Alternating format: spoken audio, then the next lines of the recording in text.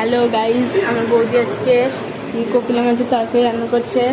দেখো মাছগুলো ভাজা হয়ে গেছে, মাছগুলো ভাজা হয়ে গেছে। এখানে যে মাছগুলো কেটে নিয়ে চলে এসেছি চচ্চড়ি খাওয়ার জন্য।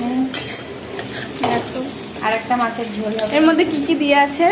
এর মধ্যে পটলের ঘাটি, পেঁয়াজের, এটা ইউটিউবে ছাড়বো, ঠিক করে।